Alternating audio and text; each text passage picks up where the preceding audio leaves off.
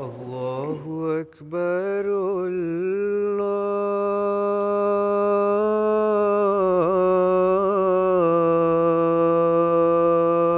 الله أكبر. الله أكبر.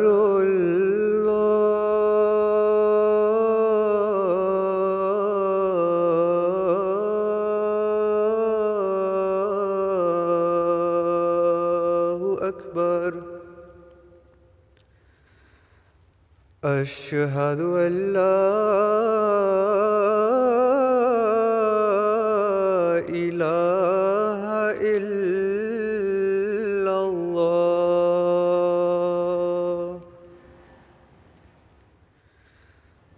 أشهد أن لا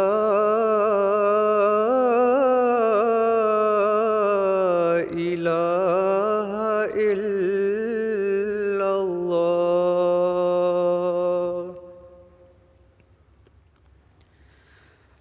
أشهد أن محمدًا رسول الله.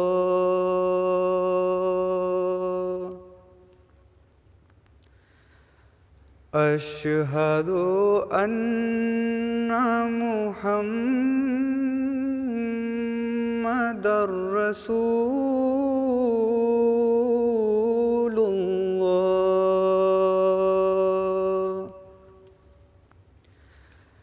حي على الصلاة.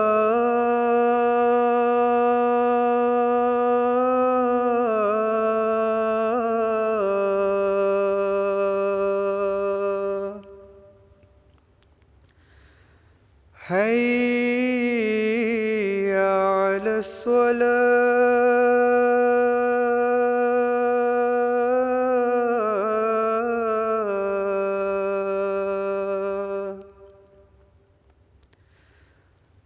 حي على الفلاح.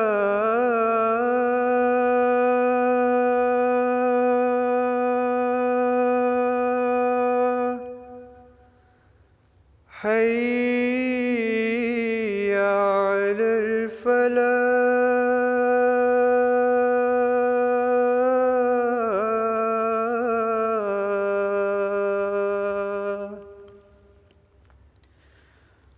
الله أكبر.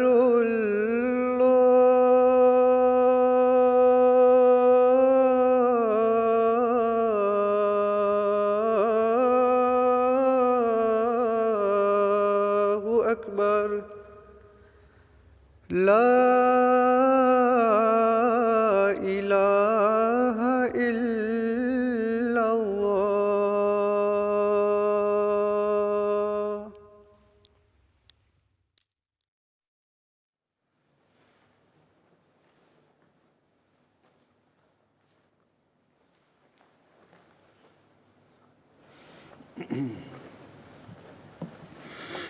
السلام علیکم ورحمۃ اللہ.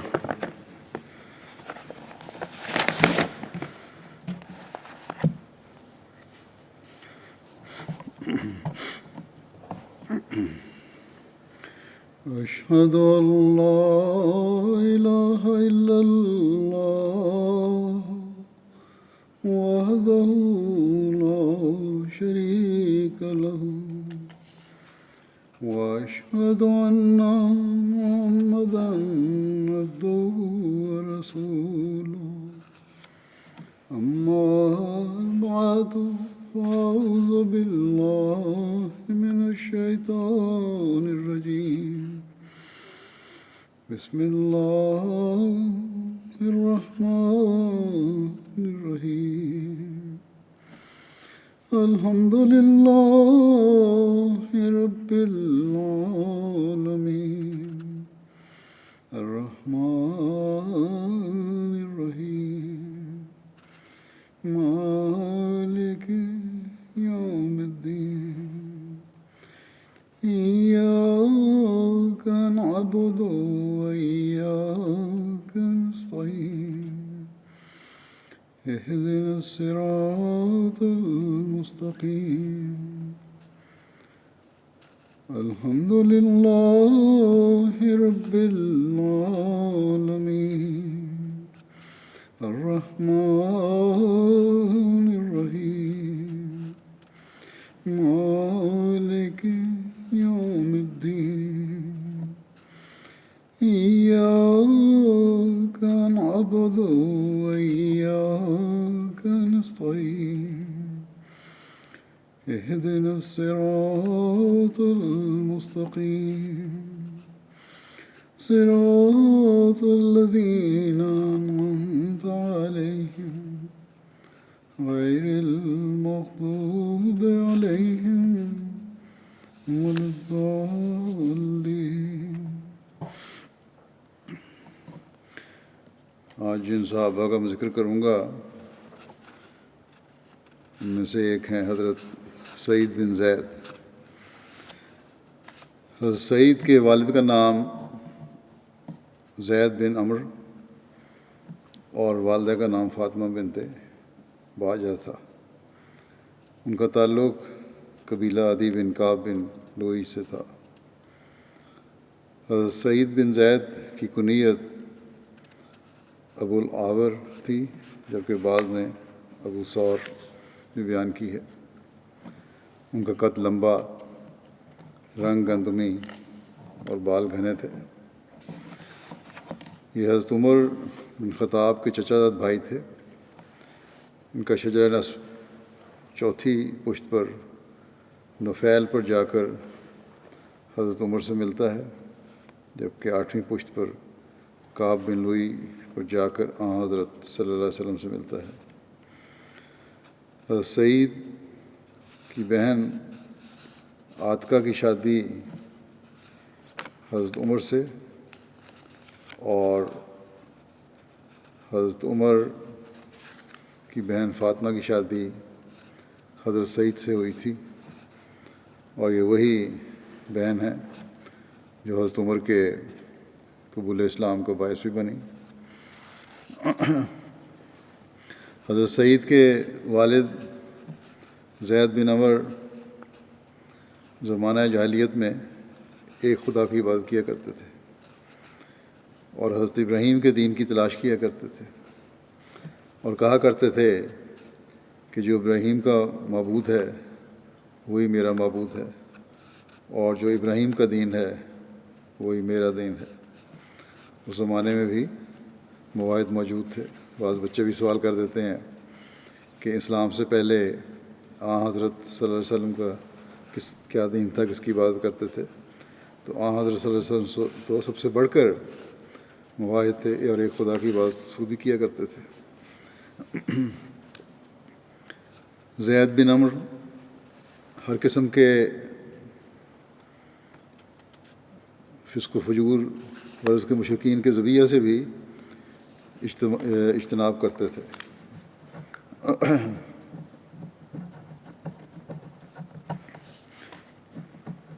ایک دفعہ نبی کریم صلی اللہ علیہ وسلم سے ان کی ملاقات آپ صلی اللہ علیہ وسلم کی بعثت سے قبل ہوئی، جس کی تفصیل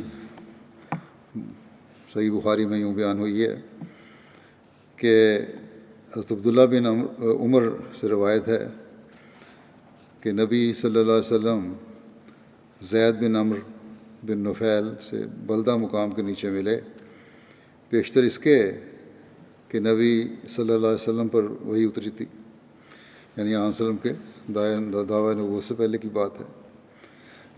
بلدہ یہ مکے سے مغرب کی طرف ایک وادی کا نام ہے. مکے کی طرف جاتے ہوئے تنعیم کے راستے میں ہے. نبی صلی اللہ علیہ وسلم کے سامنے دسترخوان رکھا گیا. آپ صلی اللہ علیہ وسلم نے کھانے سے انکار کر دیا. زید نے کہا کہ میں بھی اس سے نہیں کھایا کرتا جو تم اپنے تھانوں میں ذبح کرتے ہو، اور میں صرف وہی کھاتا ہوں جس پر اللہ کا نام لیا جائے. آپ صلی اللہ علیہ وسلم نے اس احتیاط کے تقاضے کے تحت نہیں کھایا کہ غیر اللہ کے نام پہ ذبح کیے گئے چیزیں. اس پر زید نے بھی کہا کہ میں بھی غیر اللہ کے نام پر ذبح کی چیزیں نہیں کھاتا. پھر آگے چلتی ہے روایت کہ اور زید بن عمر قریش کی قربانیوں کو معیوب سمجھا کرتے تھے اور کہتے تھے کہ بکری کو بھی اللہ تعالیٰ نے پیدا کیا اور آسمان سے اس کے لیے پانی برسایا اور زمین سے اس کے لیے چارہ اگایا، پھر تم کو اللہ کے سوا اوروں کے نام پر ذبح کرتے تم اس کو اللہ کے سوا اوروں کے نام پہ ذبح کرتے ہو، یعنی اس غیر اللہ کے نام پر ذبح کرنے کو برا منایا کرتے تھے اور اس کو بہت بڑا گناہ سمجھتے تھے۔ زید بن عمر کفر و شرک سے متنفر ہوئے تو انہوں نے حق کی تلاش میں دور دراز ممالک کا سفر کیا۔ ان کے سفر کے متعلق صحیح بخاری کی ایک اور روایت میں یوں بیان ہوا ہے، حضرت ابن عمر روایت کرتے ہیں کہ زید بن عمر بن نفیل شام کے ملک کی طرف دین کے متعلق دریافت کرنے کے لیے گئے تاکہ اس کی پیروی کریں۔ چنانچہ وہ ایک یہودی عالم سے ملے جس سے انہوں نے ان کے دین کے متعلق پوچھا۔ انہوں نے کہا کہ مجھے بتائیں، شاید میں تمہارا دین اختیار کر لوں۔ یہودی عالم سے پوچھا تو اس نے کہا کہ ہمارے مذہب پر نہ ہونا، یہ تو بگڑ چکا ہے، ورنہ تم بھی غضب الہی سے اپنا حصہ لو گے۔ زید نے کہا میں تو اللہ کے غضب سے بھاگ رہا ہوں اور میں تو اللہ کی ناراضگی کو کبھی برداشت نہیں کروں گا، اور میں اس کی طاقت کہاں رکھتا ہوں۔ پھر انہوں نے پوچھا کہ کیا تم مجھے اس کے علاوہ کسی دین کا پتہ دیتے ہو؟ اس نے کہا یہودی عالم نے کہ میں تو یہی جانتا ہوں کہ انسان حنیف ہو۔ زید نے کہا حنیف کیا ہوتا ہے؟ اس نے کہا کہ ابراہیم کا دین، نہ وہ یہودی تھے نہ نصرانی، اور وہ صرف اللہ ہی کی پرستش کرتے تھے۔ پھر زید وہاں سے نکلے اور نصارہ کے ایک عالم سے ملے، اس سے بھی یہی ذکر کیا۔ اس نے کہا کہ تم ہمارے مذہب پر کبھی نہ ہونا، ورنہ تم اللہ کی لعنت سے اپنا حصہ لو گے۔ زید نے کہا کہ میں اللہ کی لعنت سے بھاگ رہا ہوں اور میں اللہ کی لعنت اور نہ اس کے غضب برداشت کر سکتا ہوں، اور مجھے یہ طاقت ہی کہاں ہے؟ کیا تم مجھے کسی اور دین کا پتہ دیتے ہو؟ اس نے کہا کہ میں یہی جانتا ہوں کہ انسان حنیف ہو۔ زید نے پوچھا یہ حنیف کیا ہوتا ہے؟ اس نے کہا ابراہیم کا دین، نہ وہ یہودی تھے نہ نصرانی، اور صرف اللہ کی عبادت کرتے تھے۔ جب زید نے حضرت ابراہیم علیہ السلام کے متعلق ان کی رائے دیکھی تو وہاں سے وہ نکلے۔ جب باہر میدان میں آئے تو انہوں نے اپنے دونوں ہاتھ اٹھائے اور کہا اے میرے اللہ، میں یہ اقرار کرتا ہوں کہ میں حضرت ابراہیم کے دین پر ہوں۔ زید بن عمر نے حضرت صلی اللہ علیہ وسلم کا زمانہ پایا، مگر آپ کی بعثت سے پہلے وفات پا گئے تھے۔ حضرت عامر بن ربیعہ بیان کرتے ہیں کہ زید بن عمر دین کی تلاش میں رہے اور انہوں نے نصرانیت اور یہودیت اور بتوں اور پتھروں کی پرستش سے کراہت کا اظہار کیا، اور انہوں نے اپنی قوم سے اختلاف کیا اور ان کے بتوں اور جن کی ان کے آباء و اجداد عبادت کیا کرتے تھے ان کو چھوڑ دینے کا اظہار کیا، اور نہ ہی وہ ان کا ذبیحہ کھاتے تھے۔ ایک بار انہوں نے مجھے کہا کہ اے عامر، دیکھو مجھے اپنی قوم سے اختلاف ہے، میں ابراہیمی ملت کی پیروی کرنے والا ہوں، اور جس کی وہ عبادت کیا کرتے تھے یعنی ابراہیم علیہ السلام، اور اس کے بعد اسماعیل کی اتباع کرتا ہوں جو اسی قبیلے کی طرف نماز پڑھتے تھے، اسی قبلے کی طرف نماز پڑھتے تھے، اور میں اسماعیل کی نسل سے ایک نبی کا منتظر ہوں، لیکن یوں معلوم ہوتا ہے کہ مجھے اس کا زمانہ نصیب نہیں ہوگا کہ اس کی تصدیق کروں اور اس پر ایمان لاؤں اور گواہی دوں کہ وہ سچا نبی ہے۔ اے عامر، اگر تم اس نبی کا زمانہ پاؤ تو اسے میرا سلام کہنا۔ عامر کہتے ہیں کہ جب حضرت صلی اللہ علیہ وسلم کا ظہور ہوا تو میں مسلمان ہو گیا اور حضور صلی اللہ علیہ وسلم کو زید بن عمر کا پیغام دیا اور سلام عرض کیا۔ حضور نے سلام کا جواب دیا اور ان کے لیے رحمت کی دعا کی، اور فرمایا میں نے اس کو جنت میں اس طرح دیکھا کہ وہ اپنے دامن کو سمیٹ رہا تھا۔ زید بن عمرو کو اپنے مواحد ہونے پر نہایت فخر تھا۔ حضرت اسماء بنت ابو بکر زمانہ جاہلیت کا ایک واقعہ بیان کرتی ہیں کہ میں نے زید بن عمرو بن نفیل کو دیکھا کہ کعبے سے اپنی پیٹھ لگائے کھڑے ہیں، یہ کہہ رہے تھے کہ اے قریش کے لوگوں، اللہ کی قسم تم میں سے کوئی بھی میرے سوا ابراہیم کے دین پر نہیں ہے۔ اور زید بیٹیوں کو زندہ نہیں گاڑتے تھے، جو عربوں کی بعض لوگوں قبیلوں کی رسم تھی، بیٹیوں کو زندہ گاڑ دیتے تھے، وہ نہیں گاڑتے تھے، بلکہ جو شخص اپنی بیٹی مارنا چاہتا تھا ان کو پتہ لگتا تو اسے کہتے کہ اسے نہ مارو، اسے نہ مارو، میں اس کا خرچ اور خوراک تمہاری جگہ مہیا کروں گا۔ چنانچہ وہ اس کو لے لیتے۔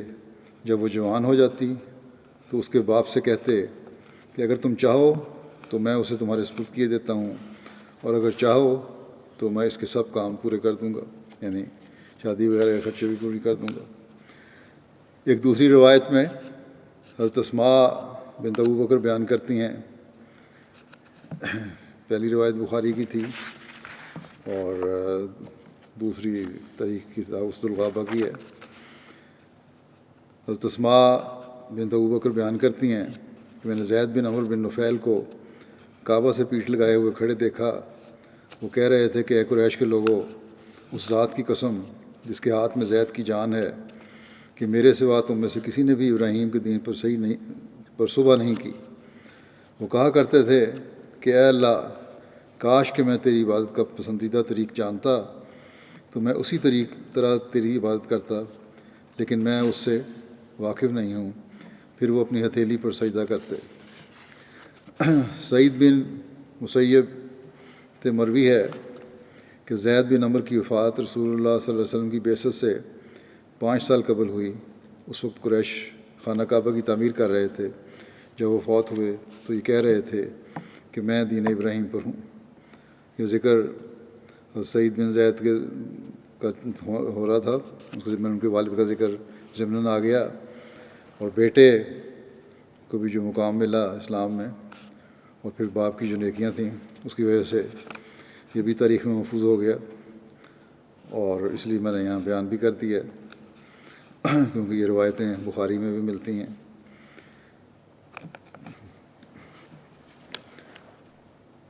بہرحال اب حضرت سعید بن زید کا بقایا ذکر کرتا ہوں۔ ایک مرتبہ حضرت سعید بن زید اور حضرت عمر بن خطاب رسول اللہ صلی اللہ علیہ وسلم کی خدمت میں حاضر ہوئے اور آپ سے زید بن عمرو کے متعلق دریافت کیا، یعنی حضرت سعید کے والد کے بارے میں۔ تو رسول اللہ صلی اللہ علیہ وسلم نے فرمایا کہ اللہ زید بن عمرو کی مغفرت کرے اور ان پر رحم کرے، ان کی موت دین ابراہیم پر ہوئی۔ اس کے بعد جب بھی مسلمان زید بن عمرو کا ذکر کرتے تو ان کے لیے رحمت اور مغفرت کی دعا کرتے۔ ایک دوسری روایت میں ہے کہ جب حضرت صلی اللہ علیہ وسلم سے زید بن عمرو کے متعلق پوچھا گیا تو آپ نے فرمایا وہ قیامت کے دن اکیلے ایک امت کے برابر اٹھائے جائیں گے۔ جیسا کہ پہلے ذکر ہو چکا ہے کہ حضرت سعید بن زید حضرت عمر کے بہنوئی تھے، اور حضرت سعید بن زید کی ہمشیرہ عاتقہ بنت زید حضرت عمر کے عقد میں آئی تھیں۔ حضرت سعید بن زید اور ان کی بیوی حضرت فاطمہ بنت خطاب اوائل اسلام میں مسلمان ہو گئے تھے، شروع میں ہی ہو گئے تھے مسلمان۔ یہ حضرت صلی اللہ علیہ وسلم کے دار ارقم میں داخل ہونے سے پہلے ایمان لے آئے تھے، اور حضرت سعید کی اہلیہ جیسے پہلے میں ذکر کر چکا ہوں حضرت عمر کے اسلام لانے کا سبب بنی تھی۔ اس کی تفصیل تو حضرت خباب بن ارت کے ذکر میں بیان ہو چکی ہے پچھلی دفعہ، لیکن بہرحال یہاں کیونکہ حضرت سعید کا حوالہ بھی ہے اس لیے کچھ بیان کر دیتا ہوں مختصراً۔ حضرت مرزا بشیر احمد صاحب نے سیرت خاتم النبیین میں لکھا ہے کہ حضرت حمزہ کو اسلام لائے ابھی صرف چند دن گزرے تھے کہ اللہ تعالیٰ نے مسلمانوں کو ایک اور خوشی کا موقع دکھایا، اور حضرت عمر بھی جو اسلام کے اشد مخالف تھے وہ مسلمان ہو گئے۔ حضرت عمر میں سختی کا مادہ تھا، مگر تو تھا پہلے ہی تھا، فطرت میں ہی تھا ان کے، لیکن اسلام کی عداوت نے، دشمنی نے اسے اور بھی زیادہ کر دیا تھا۔ چنانچہ اسلام سے قبل غریب اور کمزور مسلمانوں کو ان کے اسلام لانے کی وجہ سے بہت زیادہ تکلیف دیا کرتے تھے۔ ایک دن ان کو خیال آیا کہ ان کو میں تکلیفیں دیتا رہتا ہوں، یہ لوگ تو باز نہیں آتے اور ایمان پہ پکے ہیں، تو کیوں نہ اس فتنہ کے بانی کو ختم کر دیا جائے۔ اس نیت سے وہ گھر سے نکلے، ہاتھ میں لنگی تلوار تھی۔ راستے میں ایک شخص ملا، اس نے کہا عمر بڑے غصے میں تلوار لنگی لے کے کہاں جا رہے ہو؟ میں نے کہا آج میں محمد کا صلی اللہ علیہ وسلم کا کام تمام کرنے جا رہا ہوں۔ تو اس نے کہا کہ پہلے اپنے گھر کی خبر تو لو، تمہاری بہن اور بہنوئی بھی مسلمان ہو چکے ہیں۔ اس پہ حضرت عمر فوراً اپنا رخ پلٹا اور اپنی بہن کے گھر کی طرف چلے گئے۔ جب گھر کے قریب پہنچے تو اندر سے قرآن کریم کی تلاوت کی آواز آ رہی تھی۔ خباب بن ارت بڑی خوش الحانی سے وہ پڑھ رہے تھے۔ یہ آواز سن کے حضرت عمر کا غصہ اور بڑھ گیا، جلدی سے ایک دم دروازہ کھول کے گھر میں داخل ہوئے۔ بہرحال اس آہٹ سے خباب تو فوراً کہیں چھپ گئے، کوئی چھپنے کی جگہ تھی، پردہ یا کسی جگہ، اور فاطمہ نے جو ان کی بہن تھیں انہوں نے فوری طور پر قرآن شریف کے اراک بھی ادھر ادھر چھپا دیے۔ حضرت عمر نے اس پہ کہا حضرت فاطمہ سے اور حضرت سعید تھے کہ سنا ہے تم لوگ اپنے دین سے پھر گئے ہو، اور یہ کہہ کے اپنے بنوئی سعید بن زید سے لپٹ گئے مارنے کے لیے۔ فاطمہ بیچ میں آ گئیں اپنے خامد کو بچانے کے لیے، لیکن اس وقت جو ان کا حملہ تھا حضرت عمر کا ایسا تھا کہ حضرت فاطمہ بھی اس کی زد میں آ گئیں اور ان کو اور زخمی بھی ہو گئیں۔ بہرحال زخم ہونے کے بعد فاطمہ کی جرت بڑھی، انہوں نے بڑے جوش سے کہا کہ ہاں عمر، ہم مسلمان ہو گئے ہیں، جو تمہارے سے ہو سکتا کر لو، لیکن ہم اسلام کو نہیں چھوڑیں گے۔ بہرحال بہن کا یہ جرت مندانہ اور دلیرانہ کلام سنا، یہ بات سنی تو آنکھ اٹھا کے اوپر دیکھا جب حضرت عمر نے، تو دیکھا کہ بہن بھی خون و خون ہوئی ہے، اس کو بھی ایسی چوٹ لگی تھی، خون بہہ رہا تھا چہرے سے۔ اس نظارے کا حضرت عمر کے پر طبیعت پر بڑا اثر ہوا، اور فوراً انہوں نے کہا اچھا مجھے اپنا وہ کلام تو دکھاؤ جو تم لوگ پڑھ رہے تھے۔ فاطمہ نے کہا اس طرح نہیں، کیونکہ تم ان اوراق کو ضائع کر دو گے۔ انہوں نے جواب دیا کہ نہیں کرتا، واپس کر دوں گا۔ تو اس پر فاطمہ نے کہا پھر بھی اس طرح نہیں دکھایا جا سکتا، پہلے تم جا کے غسل کر لو پھر دیکھنا۔ چنانچہ جب غسل کر کے فارغ ہوئے تو حضرت فاطمہ نے قرآن کریم کے وہ اوراق نکال کر ان کے سامنے رکھ دیے۔ انہوں نے اٹھا کے دیکھا تو سورہ طٰہٰ کی یہ آیات تھیں، ابتدائی آیات تھیں، اور حضرت عمر بڑی مروب دل کے ساتھ انہیں پڑھنے لگے، اور جب پڑھنا شروع کیا تو فطرت سعید تھی، آن صلی اللہ علیہ وسلم کی دعا بھی تھی، اور ہر لفظ ان کے دل میں اترتا گیا۔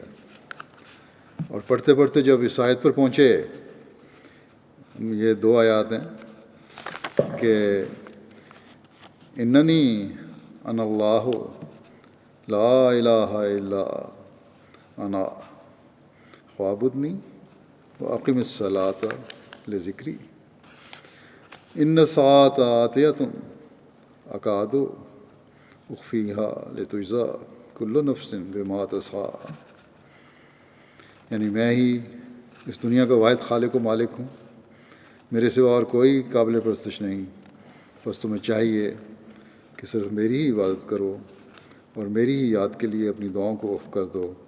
دیکھو موعود گھڑی جلد آنے والی ہے، مگر ہم اس کے وقت کو مخفی رکھے ہوئے ہیں تاکہ ہر شخص اپنے کیے کا سچا بدلہ پا سکے۔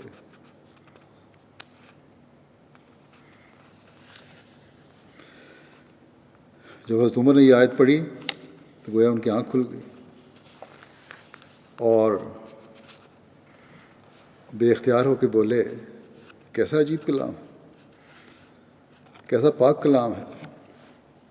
خباب نے جب یہ الفاظ سنے، چھپے ہوئے تھے، وہ فوراً باہر نکل آئے اور خدا کا شکر ادا کیا، اور پھر انہوں نے کہا کہ یہ جو تبدیلی پیدا ہوئی ہے یہ رسول اللہ کی دعا کا نتیجہ ہے، کیونکہ خدا کی قسم ابھی کل ہی میں نے آپ کو یہ دعا کرتے سنا تھا کہ یا اللہ تو عمر بن الخطاب یا عمر بن ہشام یعنی ابو جہل میں سے کوئی ایک ضرور اسلام کو عطا کر دے۔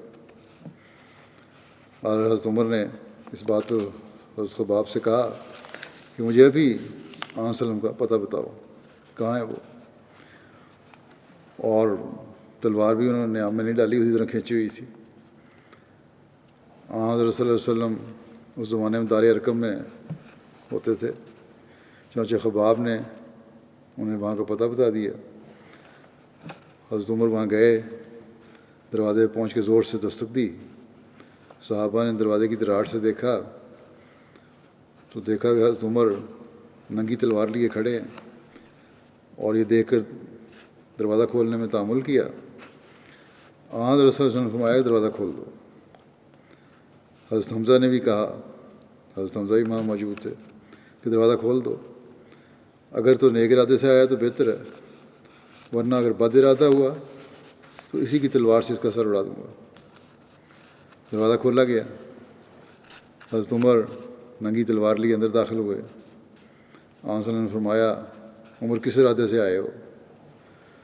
پلو پکڑ کھینچا آپ کا، حضرت عمر کا۔ عمر نے عرض کیا یا رسول اللہ میں مسلمان ہونے آیا ہوں۔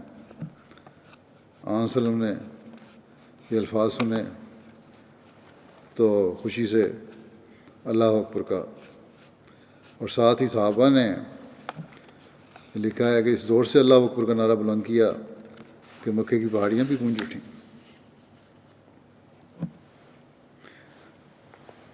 تو یہ حضرت سعید تھے جو حضرت عمر کے بھی اسلام لانے کا ذریعہ بنے۔ حضرت سعید بن زید اولین مہاجرین میں سے تھے۔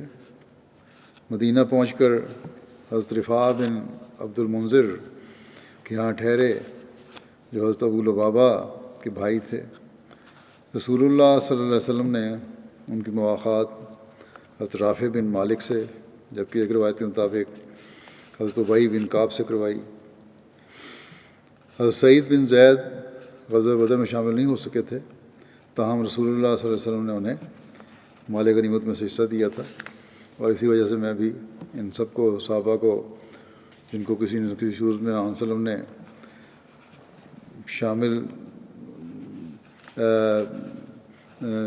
شامل ہوئے تھے یا آن صلی اللہ علیہ وسلم کے ارشاد کے مطابق ان کو کسی رنگ میں بھی حصہ دے کر شامل فرمایا، ان کو بدری صحابہ میں شمار کیا جا رہا ہے۔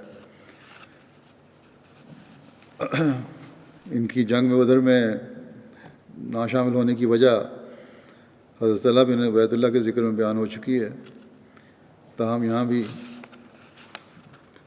بیان کرنا ضروری ہے، اس لیے بیان کر دیتا ہوں۔ حضرت سید حضرت ویسے بھی 2-3 مہینے گزر گئے ہیں اس کو، اور یہاں یہ ضروری بھی ہے یہاں بیان کرنا۔ بہرحال حضرت سعید بن زید کی جنگ بدر میں شریک نہ ہونے کی وجہ جو بیان کی گئی ہے یہ ہے کہ رسول اللہ صلی اللہ علیہ وسلم نے قریش کے قافلے کی شام سے روانگی کا اندازہ فرمایا تو آپ نے مدینہ سے اپنی روانگی سے 10 روز پہلے حضرت طلحہ بن عبید اللہ اور حضرت سعید بن زید کو قافلے کی خبر رسانی کے لیے بھیجا۔ یہ دونوں حورا پہنچے، جگہ ایک وہیں ٹھہرے رہے یہاں تک کہ قافلہ ان کے پاس سے گزرا۔ حورا جو ہے وہ بحیرہ احمر پر واقع ایک پڑاؤ ہے جہاں سے حجاز اور شام کے درمیان چلنے والے قافلے گزرتے تھے۔ بار رسول اللہ صلی اللہ علیہ وسلم کو حضرت طلحہ اور حضرت سعید کے واپس آنے سے پہلے ہی یہ خبر معلوم ہو گئی کہ وہ قافلہ تو وہاں سے گزر کے چلا گیا، اس طرف آنے کا ارادہ نہیں ہے۔ آپ نے اپنے صحابہ کو بلایا اور قریش کے قافلے کی کثرت سے روانہ ہوئے، مگر قافلہ ساحل کے ساتھ اس وقت وہ ادھر آنے کے بجائے یہ ہے کہ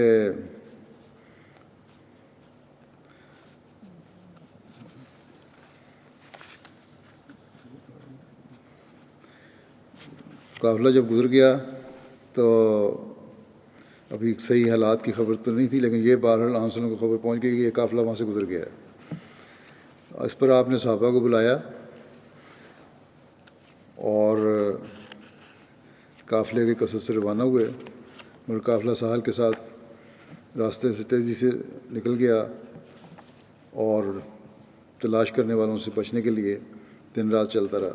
قافلے والوں نے بھی اپنا راستہ بدل لیا اور ادھر ٹکراؤ نہیں ہوا، اس طرف جس راستے سے ان کی توقع تھی آنے کی وہاں سے نہیں گزرا، بلکہ ایک چکر کاٹ کے ساحل کی طرف چلا گیا۔ حضرت طلحہ بن عبید اللہ اور حضرت سعید بن زید مدینہ کے لیے روانہ ہوئے اس کے بعد، تاکہ رسول اللہ صلی اللہ علیہ وسلم کو قافلے کی خبر دیں۔ ان دونوں کو آپ کی غزوہ بدر کے لیے روانگی کا علم نہیں تھا۔ یہ مدینہ اس دن پہنچے جس دن رسول اللہ صلی اللہ علیہ وسلم نے بدر میں قریش کے لشکر سے مقابلہ کیا تھا۔ یہ دونوں بھی رسول اللہ صلی اللہ علیہ وسلم کی خدمت میں حاضر ہونے کے لیے مدینہ سے روانہ ہوئے اور آپ کی بدر سے واپسی پر تربان میں ملے۔ تربان مدینہ سے 19 میل کے فاصلے پر ایک وادی ہے جس میں کثرت سے میٹھے پانی کے کنویں ہیں۔ غزوہ بدر کے لیے جاتے ہوئے رسول اللہ صلی اللہ علیہ وسلم نے یہاں قیام فرمایا تھا۔ یہ قافلہ دوسرا تھا جو تجارتی قافلہ نہیں، ادھر سے نکل گیا، لیکن جو حملہ کرنے والا یا ایک جو فوج ایک آئی تھی حملہ کرنے کے لیے مکے سے، وہ دوسری تھی، وہ لوگ بدر کے مقام پر جن کی مٹ بھیڑ ہوئی۔ لیکن بہرحال آن صلی اللہ علیہ وسلم اس لیے نکلے تھے کہ اس قافلے کو دیکھیں کہ ان کی نیت کیا ہے، یہ نہیں پتہ تھا کہ ایک فوج بھی آ رہی ہے۔ بہرحال آگے ذکر یہ ہے کہ حضرت طلحہ اور حضرت سعید جنگ میں شامل نہ ہوئے، مگر رسول اللہ صلی اللہ علیہ وسلم نے بدر کے مال غنیمت میں سے ان کو حصہ عطا فرمایا اور یہ دونوں بدر میں شاملین قرار دیے گئے۔ حضرت سعید بن زید عشرہ مبشرہ یعنی ان 10 خوش نصیب صحابہ میں سے ہیں جنہیں رسول اللہ صلی اللہ علیہ وسلم کی زبان مبارک سے اسی دنیا میں جنت کی خوشخبری ملی۔ حضرت عبد الرحمن بن عوف بیان کرتے ہیں کہ رسول خدا صلی اللہ علیہ وسلم نے ابو بکر، عمر، عثمان، علی، طلحہ، زبیر، عبد الرحمن بن عوف، سعد بن ابی وقاص، سعید بن زید اور ابو عبیدہ بن جراح میں سے ایک ایک کا نام لے کر فرمایا یہ جنتی ہیں۔ سعید بن زید بیان کرتے ہیں کہ میں 9 لوگوں کے بارے میں اس بات کی گواہی دیتا ہوں کہ وہ جنتی ہیں، اور اگر میں 10ویں کے بارے میں بھی یہی گواہی دوں تو گناہ گار نہیں ہوں گا۔ کہا گیا وہ کیسے؟ تو انہوں نے کہا کہ ہم رسول اللہ صلی اللہ علیہ وسلم کے ساتھ حرا پہاڑ پر تھے تو وہ ہلنے لگا۔ اس پر آپ صلی اللہ علیہ وسلم نے فرمایا، ٹھہرا رہ اے حرا، یقیناً تجھ پر ایک نبی یا صدیق یا شہید ہے۔ کسی نے پوچھا وہ 10 جنتی لوگ کون ہیں؟ حضرت سعید بن زید نے کہا رسول اللہ صلی اللہ علیہ وسلم، ابو بکر، عمر، عثمان، علی، طلحہ، زبیر، سعد اور عبد الرحمن بن عوف ہیں۔ اور کہا گیا کہ 10واں کون ہے؟ تو سعید بن زید نے کہا وہ میں۔ سعید بن جبیر بن بیان کرتے ہیں کہ حضرت ابوبکر، حضرت عمر، حضرت عثمان، حضرت علی، حضرت طلحہ، حضرت زبیر، حضرت سعد، حضرت عبد الرحمن اور حضرت سعید بن زید میدان جنگ میں رسول اللہ صلی اللہ علیہ وسلم کے آگے ہوتے، یعنی آپ کا دفاع کرتے، اور نماز میں آپ کے پیچھے کھڑے ہوتے۔ حکیم بن محمد اپنے والد سے روایت کرتے ہیں کہ انہوں نے حضرت سعید بن زید کی انگوٹھی میں قرآن کریم کی آیت لکھی ہوئی دیکھی۔ حضرت عمر کے دور خلافت میں شام کے معرکے میں جب باقاعدہ فوج کشی ہوئی تو حضرت سعید بن زید حضرت ابو عبیدہ کے ماتحت پیدل فوج کی افسری پر متعین ہوئے۔ دمشق کے محاصرے اور یرموک کی فیصلہ کن جنگ میں نمایاں شجاعت و جام بازی کے ساتھ شریک رہے۔ جنگ کے دوران حضرت سعید بن زید کو دمشق کی گورنری پر مامور کیا گیا، لیکن انہوں نے حضرت عبیدہ کو لکھا، ابو عبیدہ کو لکھا کہ میں ایسا نہیں کر سکتا کہ آپ لوگ جہاد کریں اور میں اس سے محروم رہوں، اس لیے خط پہنچتے ہی میری جگہ پر کسی اور کو بھیج دیں اور میں جلد سے جلد آپ کے پاس پہنچتا ہوں۔ چنانچہ حضرت ابو عبیدہ نے مجبوراً یزید بن ابو سفیان کو بھجوا دیا اور حضرت سعید بن زید دوبارہ جنگ میں شامل ہو گئے۔ حضرت سعید بن زید کے سامنے بہت سے انقلابات برپا ہوئے، پیسیوں خانہ جنگیاں پیش آئیں، اور گو وہ اپنے زہد و اتقاء کے باعث ان جھگڑوں سے ہمیشہ کنارہ کش رہے، تاہم جس کی نسبت جو رائے رکھتے تھے اس کو آزادی کے ساتھ ظاہر کرنے میں تأمل بھی نہیں کرتے تھے۔ حضرت عثمان شہید ہوئے تو وہ عموماً کوفہ کی مسجد میں فرمایا کرتے تھے کہ تم لوگوں نے عثمان کے ساتھ جو سلوک کیا، اس سے اگر احد پہاڑ متزلزل ہو جائے تو کچھ عجب نہیں۔ اسی طرح ایک روز کوفہ کی جامع مسجد میں مغیرہ بن شعبہ نے حضرت علی کی شان میں برا بھلا کہا تو حضرت سعید بن زید نے فرمایا، اے مغیرہ بن شعب، اے مغیرہ بن شعب، اے مغیرہ بن شعب، میں نے رسول اللہ صلی اللہ علیہ وسلم کو یہ فرماتے ہوئے سنا ہے کہ یہ 10 جنت میں ہوں گے، اور ان میں سے ایک حضرت علی بھی تھے۔ حضرت سعید بن زید مستجاب الدعوات تھے۔ ایک مرتبہ ان پر زمین پر قبضہ کرنے کا الزام لگایا گیا، جس کی تفصیل اس طرح ہے کہ حضرت سعید بن زید کی زمین کے ساتھ ملکہ زمین ایک خاتون عروہ بنت اویس کی تھی۔ اس نے حضرت معاویہ کی طرف سے مقرر کردہ مدینہ پر گورنر مروان بن حکم کے پاس شکایت کی کہ سعید نے ظلم سے میری زمین پر قبضہ کر لیا ہے۔ مروان نے تحقیق کے لیے آدمی مقرر کیے تو حضرت سعید نے انہیں جواب دیا کہ تمہارا کیا خیال ہے کہ میں رسول اللہ صلی اللہ علیہ وسلم سے یہ سننے کے بعد ظلم کر سکتا ہوں کہ جو ظلم کی راہ سے ایک بالش زمین بھی غصب کرے گا، قیامت کے دن 7 زمینیں اس کے گلے کا طوق ہوں گی۔ اس کے بعد انہوں نے کہا، اے خدا، اگر عروہ جھوٹ بولتی ہے تو اس کو اس وقت تک موت نہ دے جب تک اس کی نظر نہ جاتی رہے اور اس کی قبر اس کے گھر کا کنواں نہ بنے۔ چنانچہ لکھا ہے کہ عروہ پہلے بصارت کی نعمت سے محروم ہوئی، پھر ایک روز چلتے ہوئے اپنے ہی گھر کے کنویں میں گر کر مر گئی۔ اس کے بعد یہ محاورہ بن گیا اور اہل مدینہ یہ کہنے لگے کہ آماک اللہ کما آما عروہ، کہ اللہ تجھے اسی طرح اندھا کرے جس طرح اس نے عروہ کو اندھا کیا تھا۔ حضرت سعید بن زید نے 50 یا 51 ہجری میں تقریباً 70 برس کی عمر میں جمعہ کے دن وفات پائی۔ بعض روایات کے مطابق وفات کے وقت ان کی عمر 70 سال تھی، 70 سال سے متجاوز تھی، زیادہ تھی۔ نواح مدینہ میں بمقام عقیق ان کا مستقل مسکن تھا، اور عقیق جزیرہ عرب میں اس نام کی کئی وادیاں ہیں، ان میں سب سے اہم مدینہ کی وادی عقیق ہے۔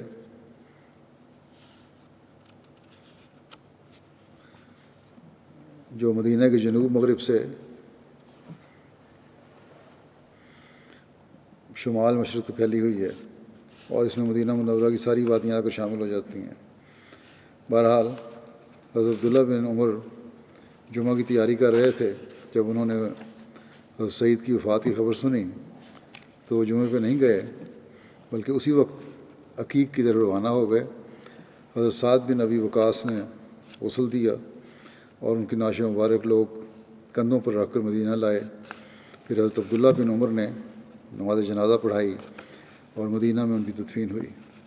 ایک دوسری روایت کے مطابق حضرت عبداللہ بن عمر نے حضرت سعید بن زید کی وفات کی خبر سنی تو وہ جمعہ پر جانے کی تیاری کر رہے تھے، لیکن جمعہ پر نہ گئے اور ان کی طرف گئے اور انہیں غسل دیا، خوشبو لگائی اور ان کی نماز جنازہ پڑھائی۔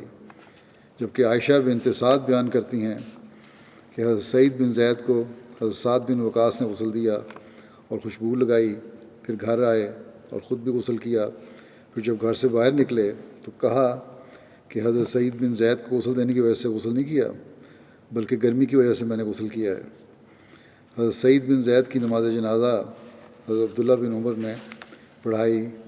حضرت سعد بن ابی وقاص اور عبداللہ بن عمر دونوں قبر میں اترے، یعنی لحد کو اندر نعش کو اندر رکھنے کے لیے لحد میں۔ حضرت سعید بن زید نے مختلف اوقات میں 10 شادیاں کیں اور ان بیویوں سے 13 لڑکے اور 19 لڑکیاں ان کے پیدا ہوئیں۔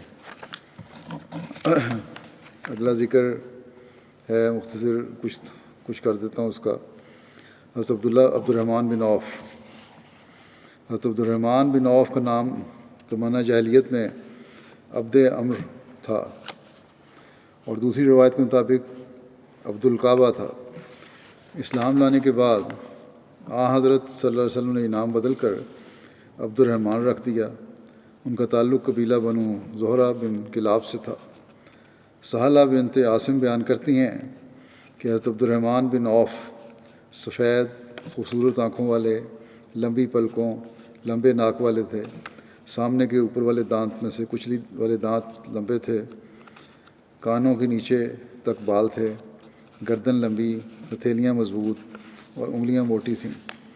ابراہیم بن سعد اپنے والد سے روایت کرتے ہیں کہ حضرت عبد الرحمن دراز قد، سفید رنگ، جس میں سرخی کی آمیزش تھی، خوب رو، نرم جلد والے تھے، خضاب نہیں لگاتے تھے۔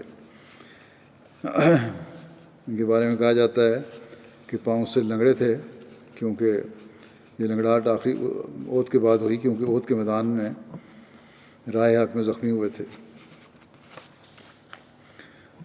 حضرت عبد الرحمن بن عوف ان 10 اصحاب میں شامل تھے جن کو ان کی زندگی میں ہی جنت کی بشارت مل گئی تھی۔ آپ ان اصحاب شورا کے 6 افراد میں سے ایک ہیں جن کو حضرت عمر نے خلافت کے انتخاب کے لیے مقرر فرمایا، اور ان افراد کے بارے میں حضرت عمر نے فرمایا کہ رسول اللہ صلی اللہ علیہ وسلم اپنی وفات کے وقت ان سب سے راضی تھے۔ حضرت عبد الرحمن بن عوف عام الفیل کے 10 سال بعد پیدا ہوئے۔ حضرت عبد الرحمن بن عوف ان قلیل افراد میں سے تھے جنہوں نے زمانہ جاہلیت میں بھی شراب کو اپنے اوپر حرام کیا ہوا تھا۔ حضرت عبد الرحمن بن عوف ابتدائی 8 اسلام لانے والوں میں سے ہیں۔ جب حضور صلی اللہ علیہ وسلم نے دار ارقم کو تبلیغی مرکز بنایا تو آپ اس سے بھی پہلے حضرت ابوبکر کی تبلیغ سے اسلام قبول کر چکے تھے۔ حضرت عبد الرحمن بن عوف حبشہ کی طرف جانے والی دونوں ہجرتوں میں شامل تھے۔ صحیح بخاری میں روایت ہے کہ حضرت عبد الرحمن بن عوف بیان کرتے ہیں، جب ہم مدینہ آئے تو رسول اللہ صلی اللہ علیہ وسلم نے مجھے اور سعد بن ربیع کو آپس میں بھائی بھائی بنا دیا۔ تو سعد بن ربیع نے کہا کہ میں انصار میں سے زیادہ مالدار ہوں۔ یہ سعد بن ربیع کے ذکر میں بھی روایت آ چکی ہے، لیکن بہرحال یہاں بھی ذکر کرتا ہوں۔ سو میں تقسیم کر کے نصف مال آپ کو دے دیتا ہوں، اور میری 2 بیویوں میں سے جو آپ پسند کریں میں آپ کے لیے اس سے دستبردار ہو جاؤں گا۔ جب اس کی عدت گزر جائے تو اس سے آپ نکاح کر لیں۔ یہ سن کر حضرت عبد الرحمن نے حضرت سعد سے کہا کہ اللہ تعالیٰ آپ کے اہل اور مال میں آپ کے لیے برکت رکھتے، مجھے اس کی کوئی ضرورت نہیں۔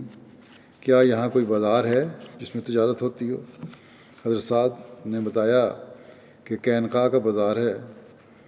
حضرت عبد الرحمن یہ معلوم کر کے صبح سویرے وہاں گئے، وہاں کاروبار کیا، اور انہوں نے وہاں پنیر اور گھی منافع کے طور پر بچایا اور اسے لے کر حضرت سعد کے گھر والوں کے پاس واپس پہنچے۔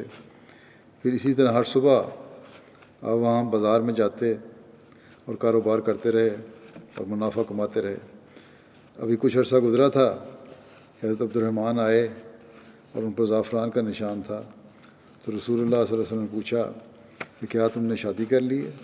عرض کیا جی ہاں۔ آپ نے فرمایا کس سے؟ انہوں نے کہا کہ انصار کی ایک عورت سے۔ فرمایا کتنا مہر دیا ہے؟ عرض کیا 1 گٹھلی کے برابر سونا، یا کہا سونے کی گٹھلی۔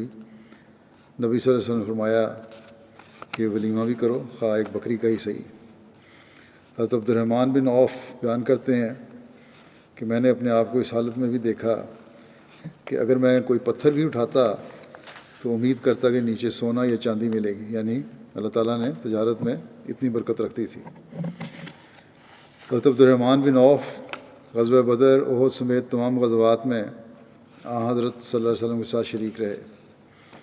جنگ بدر کا ایک واقعہ بیان کرتے ہوئے حضرت عبد الرحمن بن عوف کہتے ہیں کہ میں بدر کی لڑائی میں صف میں کھڑا تھا کہ میں نے اپنے دائیں بائیں نظر ڈالی تو کیا دیکھتا ہوں کہ 2 انصاری لڑکے ہیں، ان کی عمریں چھوٹی ہیں۔ میں نے آرزو کی کہ کاش میں ایسے لوگوں کے درمیان ہوتا جو ان سے زیادہ جوان اور تنومند ہوتے۔ اتنے میں ان میں سے ایک نے مجھے ہاتھ سے دبا کر پوچھا کہ چچا کیا ابو جہل کو پہچانتے ہو؟ میں نے کہا ہاں۔ بھتیجے تمہیں اس سے کیا کام ہے؟ اس نے کہا کہ مجھے بتایا گیا کہ وہ رسول اللہ صلی اللہ علیہ وسلم کو گالیاں دیتا ہے، اور اس ذات کی قسم ہے جس کے ہاتھ میں میری جان ہے، اگر میں اس کو دیکھ پاؤں تو میری آنکھ سے اس کی آنکھ جدا نہ ہوگی جب تک ہم دونوں میں سے وہ نہ مر جائے جس کی مدت پہلے مقدر ہے۔ مجھے اس سے بڑا تعجب ہوا، عبد الرحمن کہتے ہیں۔ پھر دوسرے نے مجھے ہاتھ سے دبایا، اس نے بھی مجھے اسی طرح پوچھا۔ ابھی تھوڑا عرصہ گزرا ہوگا کہ میں نے ابو جہل کو لوگوں میں چکر لگاتے دیکھا۔ میں نے کہا دیکھو یہ ہے وہ تمہارا ذاتی جس کے متعلق تم نے مجھ سے دریافت کیا تھا۔ یہ سنتے ہی وہ دونوں جلدی سے اپنی تلواریں لیے اس کی طرف لپکے اور اسے اتنا مارا کہ اس کو جان سے مار ڈالا، اور پھر لوٹ کر رسول اللہ صلی اللہ علیہ وسلم کے پاس آئے اور آپ کو خبر دی۔ آپ صلی اللہ علیہ وسلم نے پوچھا تم میں سے کس نے اس کو مارا ہے؟ دونوں نے کہا میں نے اس کو مارا ہے۔ آپ نے پوچھا کیا تم نے اپنی تلواریں پہنچ کر صاف کر لی ہیں؟ انہوں نے کہا نہیں۔ آپ نے تلواروں کو دیکھا؟ آپ صلی اللہ علیہ وسلم نے فرمایا تم دونوں نے ہی اس کو مارا ہے، اس کا سامان غنیمت معاذ بن عمر بن جموع کو ملے گا، اور ان دونوں کا نام معاذ تھا، معاذ بن افراء اور معاذ بن عمر بن جموع۔ یہ بخاری کی روایت ہے۔ ابو جہل کے قتل کے سلسلے میں یہ وضاحت پہلے بھی ہو چکی ہے، دوبارہ بیان کر دیتا ہوں کہ بعض روایات میں ہے کہ افراء کے 2 بیٹوں موبز اور معاذ نے ابو جہل کو موت کے قریب پہنچا دیا تھا، اور بعد میں حضرت عبداللہ بن مسعود نے اس کا سر تن سجدہ کیا تھا۔ امام ابن حجر نے اس احتمال کا اظہار کیا ہے کہ معاذ بن عمر اور معاذ بن افراء کے بعد موبز بن افراء نے بھی اس پر وار کیا ہوگا۔ یہ بھی شرح بخاری میں فتح الباری میں لکھا ہے۔ اس واقعے کو بیان کرتے ہوئے حضرت مسلم موعود رضی اللہ عنہ فرماتے ہیں، انہوں نے اس طرح بیان فرمایا ہے کہ ابو جہل جو مکے کے تمام گھرانوں کا سردار اور کفار کی فوج کا کمانڈر تھا، جب بدر کی جنگ کے موقع پر وہ فوج کی ترتیب کر رہا تھا، حضرت عبد الرحمن بن عوف جیسا تجربہ کار جرنیل کہتا ہے کہ میں نے اپنے دائیں بائیں 2 انصاری لڑکوں کو دیکھا جو 15 سال کی عمر کے تھے۔ میں نے ان کو دیکھ کر کہا کہ آج دل کی حسرتیں نکالنے کا موقع نہیں، بدقسمتی سے میرے ارد گرد ناتجربہ کار بچے اور وہ بھی انصاری بچے کھڑے ہیں جن کو جنگ سے کوئی مناسبت ہی نہیں۔ مسلم لکھتے ہیں کہ حضرت عبد الرحمن کہتے ہیں کہ میں اسی ادھیڑ بن میں تھا کہ دائیں طرف سے میرے پہلو میں کونی لگی۔ میں نے سمجھا کہ دائیں طرف کا بچہ کچھ کہنا چاہتا ہے۔ میں نے اس کی طرف نہ منہ موڑا۔ اس نے کہا چچا ذرا جھک کر بات سنو، میں آپ کے کان میں ایک بات کہنا چاہتا ہوں تاکہ میرا ساتھی اس بات کو سن نہ لے۔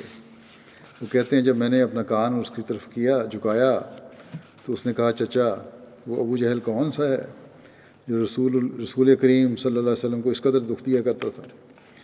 چچا میرا دل چاہتا ہے کہ میں اس کو ماروں۔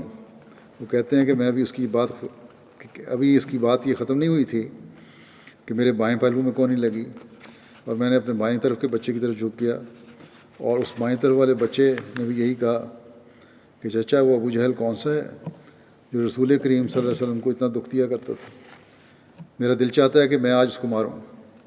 حضرت عبد الرحمن بن عوف کہتے ہیں باوجود تجربہ کار سپاہی ہونے کے میرے دل میں یہ خیال بھی نہیں آ سکتا تھا کہ ابو جہل جو فوج کا کمانڈر تھا، جو تجربہ کار تھا، سپاہیوں کے حلقے میں کھڑا تھا، اس کو میں مار سکتا ہوں۔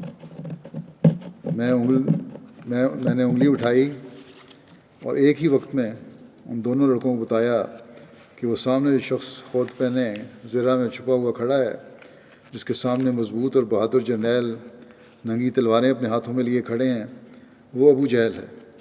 میرا مطلب یہ تھا کہ میں ان کو بتاؤں کہ تمہارے جیسے ناتجربہ کار بچوں کے اختیار سے یہ بات باہر ہے۔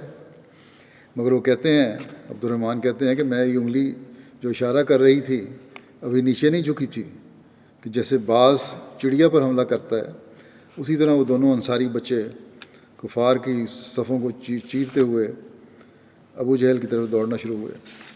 ابو جہل کے آگے اکرمہ اس کا بیٹا کھڑا تھا جو بڑا بہادر اور تجربہ کار جرنیل تھا، مگر یہ انصاری بچے اس تیزی سے گئے کہ کسی کو وہم و گمان بھی نہ ہو سکتا تھا کہ کس مقصد کے لیے یہ آگے بڑھ رہے ہیں، اور دیکھتے دیکھتے ابو جہل پر حملہ کر کے کفار کی صفوں کو چیرتے ہوئے عین پہرے داروں تک جا پہنچے۔ جو حملہ کرنے کے لیے ابو جہل پر حملہ کرنے کے لیے کفار کی صفوں کو چیرتے ہوئے عین پہرے داروں تک جا پہنچے۔ ننگی تلواریں اپنے ہاتھ میں لیے جو پہرے دار کھڑے تھے وہ وقت پر اپنی تلواریں بھی نیچے نہ لا سکے، صرف ایک پہرے دار کی تلوار نیچے جھک سکی اور ایک انصاری لڑکے کا بازو کٹ گیا۔ مگر جن کو جان دینا آسان معلوم ہوتا تھا ان کے لیے بازو کا کٹنا کیا روک بن سکتا تھا۔ جس طرح پہاڑ پر سے پتھر گرتا ہے، اسی طرح وہ دونوں لڑکے پہرے داروں پر دباؤ ڈالتے ہوئے ابو جہل پر جا گرے، اور جنگ شروع ہونے سے پہلے ہی کفار کے کمانڈر کو جا گرایا۔ حضرت عبداللہ بن مسعود کہتے ہیں کہ میں جنگ کے آخری وقت میں وہاں پہنچا جہاں ابو جہل جان کندنی کی حالت میں پڑا ہوا تھا۔ میں نے کہا سناؤ کیا حال ہے؟ اس نے کہا مر رہا ہوں، پر حسرت سے مر رہا ہوں، کیونکہ مرنا تو کوئی بڑی بات نہیں، لیکن افسوس یہ ہے کہ دل کی حسرت نکالنے سے پہلے انصار کے 2 چھوکروں نے مجھے مار گرایا۔ مکے کے لوگ انصار کو بہت حقیر سمجھا کرتے تھے، اس لیے اس نے افسوس کے ساتھ اس کا ذکر کیا اور کہا یہی حسرت ہے جو اپنے دل میں لیے مر رہا ہوں کہ انصار کے 2 چھوکروں نے مجھے مار ڈالا۔ پھر وہ ان سے کہنے لگا کہ میں اس قدر شدید تکلیف میں ہوں، عبداللہ بن مسعود کو کہا ابو جہل نے کہ بڑی شدید تکلیف میں ہوں، تو مجھے یہ احسان کرو گے میرے پہ، اگر تلوار کے ایک وار سے میرا خاتمہ کر دو، مگر دیکھنا میری گردن ذرا لمبی کاٹنا، کہ جرنیل کی علامت یہ ہوتی ہے کہ اس کی گردن لمبی کاٹی جاتی ہے۔ حضرت عبداللہ بن مسعود نے اس کی یہ بات تو مان لی کہ مجھے قتل کر دو اور اس دکھ سے بچا لو، مگر انہوں نے تھوڑی کے پاس سے اس کی گردن کو کاٹا، گویا مرتے وقت اس کی یہ حسرت بھی پوری نہ ہوئی کہ اس کی گردن لمبی کاٹی جائے۔ قربانیوں کے ضمن میں یہ ذکر کہ کس طرح بچوں میں بھی حضرت صلی اللہ علیہ وسلم سے عشق اور محبت تھی، اور کس طرح آپ کے دشمن سے وہ بدلہ لینا چاہتے تھے، اس ضمن میں مسلم موعود نے یہ واقعہ بیان کیا ہے۔ یہ واقعہ پہلے بھی 1-2 دفعہ بیان ہو چکا ہے، لیکن بہرحال یہ قربانیاں تھیں، یہ محبت تھی اور یہ عشق تھا ان سب کا حضرت صلی اللہ علیہ وسلم سے، جس کی وجہ سے ان کو اپنی جانوں کی پرواہ نہیں تھی۔ حضرت عبد الرحمن بن عوف کا ذکر جو ہے باقی انشاءاللہ آئندہ کروں گا۔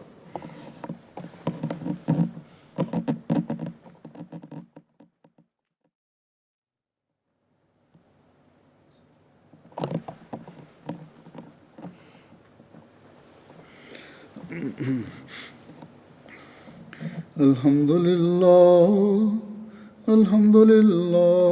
نحمده ونستعينه ونستغفره ونؤمن به ونتوكل عليه ونعوذ بالله من شرور أنفسنا ومن سيئات أعمالنا من يهده الله فلا مضل له ومن يضلله فلا هادي له ونشهد أن لا إله إلا الله ونشهد أن محمدا عبده ورسوله عباد الله رحمكم الله إن الله يأمر بالعدل والإحسان وإيتاء ذي القربى وينهى عن الفحشاء والمنكر والبغي يعظكم لعلكم تذكرون اذكروا الله يذكركم وادعوه يستجب لكم ولذكر الله أكبر.